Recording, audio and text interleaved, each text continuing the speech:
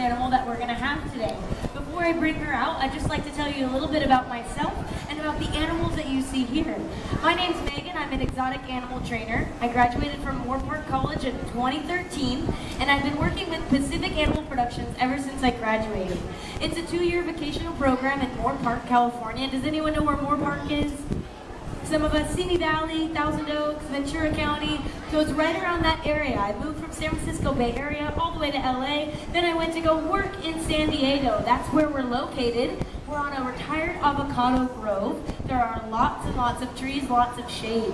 Most of our animals come to us because they were either owner surrendered, they were confiscated through U.S. Fish and Game. Somebody would have a monkey as a pet, and you're not allowed to have a monkey as a pet without a permit. So some of the animals came to us as their last resort or their second chance. So I'd just like to say thank you guys for coming out to the Big Fresno Fair. And are you guys ready to meet some animals?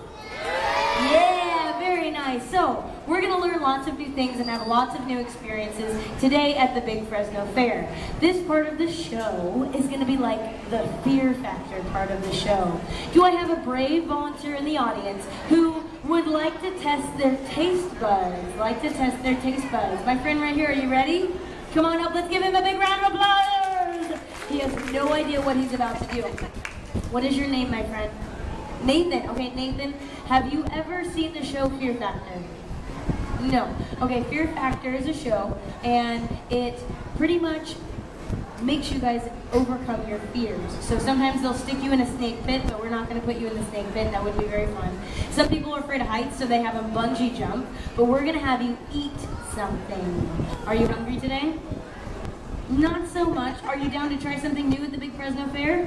Yeah, Nathan's down. Okay, Nathan, go ahead and hold your hands out just like that. Now what I'm going to have you do, you're going to try the diet of my friend Coco. What do you think she likes to eat? Tarantulas eat crickets. Guess what I have in my little bag? Crickets. Yep, he got it right.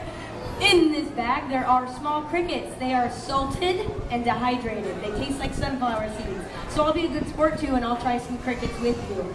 Are you guys hungry today? You guys want to try some crickets with us? No? Okay, here we go. Oh, you got 2 of them. Do you want 2 or 1? I'll get 2. Okay, so I'll have 4. How about that? We'll double that. And I'll bring them around. Nathan, don't eat them yet. Don't eat them yet. Now, audience, in my hand are real crickets. They come from Thailand. They are dehydrated. They're not boiled. There are no MSGs. And they taste like sunflower seeds. A lot of people in third world countries will eat bugs as a main staple of their diet. And animals love to eat bugs. What do you call an animal that eats meat? Carnivore. An animal that eats plants? Herbivore. How about both? Omnivore. How about one that eats insects? Insectivore. Very good. So tarantulas are insectivores, and they're also carnivores. So we're going to try some insects today. Check it out, guys. Those are real crickets. On the count of 3, we're going to pop them in our mouth. Audience, can I have you guys help us with that? Ready? 1, 2, 3. What feels like?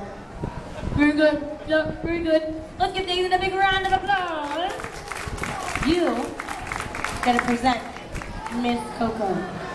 Go ahead and hold your hands out flat like a pizza. Perfect. Don't go anywhere.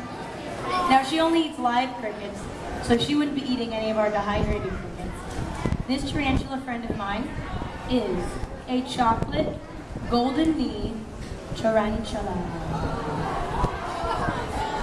She's big and beautiful, and I'm going to put her right here on your hands. Okay, you're a really good sport, Nathan. What does she feel like? Like tiny little hands, right? Oh, she left you a present. That's her bedding. You can toss that right back in there. Let's give Nathan a big round of applause for being such a great sport. You can go ahead and have a seat. Go back to where I found you. Thank you so much, my friend. I'm going to bring Coco around for you guys to see. She is not a jumping tarantula, so she's not going to jump on you guys. And I like to think of tarantulas as super moms, because tarantulas can have 100 to 500, up to 1,000 babies at a time. When they have those babies, and there's not enough protein in the environment for their babies to survive, they make the ultimate sacrifice. They will sacrifice their body for their babies to consume for their very first meal. So mom will give her life for her babies so they can make it out in the world. I like to think of them as the super mommies. The reason why we're not going to pet her on her backside is because this super mom would go bald if we pet her. And she's too young to go bald. We're all too young to go bald. She is about 4.5 years old and she'll live over 10 years. I know she's a female because she's big. Females are large and in charge in the tarantula family, and the males are very skinny. They look like an emaciated version of a female. Right now it's October. October is our native tarantulas breeding season. If you like tarantulas, go for a hike, go camping, enjoy nature, but don't remove these animals from their habitat. They have a very important job, and they eat all the insects in our environment. So if you see them, they're going to pop up out of their burrow, scurry along, and then dip right back down underground. These animals love to hunt for insects, and they use their fangs to do so. Can you guys show me 2 fingers and wiggle your fingers like this? Tarantulas are the only kind of arachnid that can voluntarily move their fangs like this. Now all other spiders have fixed fangs, so they have to bring their whole body down on their food. But since she has specialized fangs, she can choose exactly where she's going to inject her venom. There's no such thing as a poisonous spider. They're venomous. Venom has to be injected. So when you guys had your fingers up, that's V for venom. So she'll inject her venom into her cricket. It liquefies the inside of the cricket. When dinner's ready, ding, she'll stick her fangs back in and slurp her dinner out right through her fangs. They're like a hypodermic highway, so in goes the venom and out comes an insect smoothie. Have you guys had a smoothie yet today at the fair? No? Have you guys had any deep fried food so far at the fair? They have deep fried Kool-Aid here, so she wouldn't like deep fried Kool-Aid. She likes insects. Does anyone have any questions about my friend Coco? I can talk to you guys all day about her, but yes, sir, go ahead. Will she bite me if I hold her?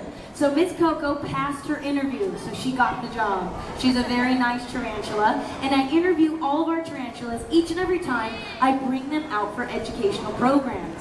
This tarantula is very docile and very tame. You can have tarantulas that are not so nice because every animal is an individual, just like ourselves. So some tarantulas like to hang out with us, and some don't. But Miss Coco here, I like to call her a bomb-proof tarantula. She's very used to being around humans, and she's very sweet. But anything with a mouth can bite. So I respect her mouth and her fangs, and I know that she has that capability. Has she ever bitten me or anybody else? No, she has not. Question, I saw a hand go up over here. Did you have a question? Nope, no questions? Yes, question. Where does she come from? Excellent question. So this is the wild side of Egypt. You will find tarantulas in Egypt, but chocolate golden knee tarantulas are found in the Americas, so mostly South America, and she is actually from a breeder, so she was not taken out of the wild. She was bred to be a pet or to be an animal ambassador. So we travel with her up and down California, visiting fairs, festivals, schools, libraries, and even birthday parties, bringing you guys closer to animals so that you can grow and learn with them. She has 8 legs and 8 eyeballs. 8 legs and 8 eyeballs. Pretty freaky. Can everyone say, see you later, Coco?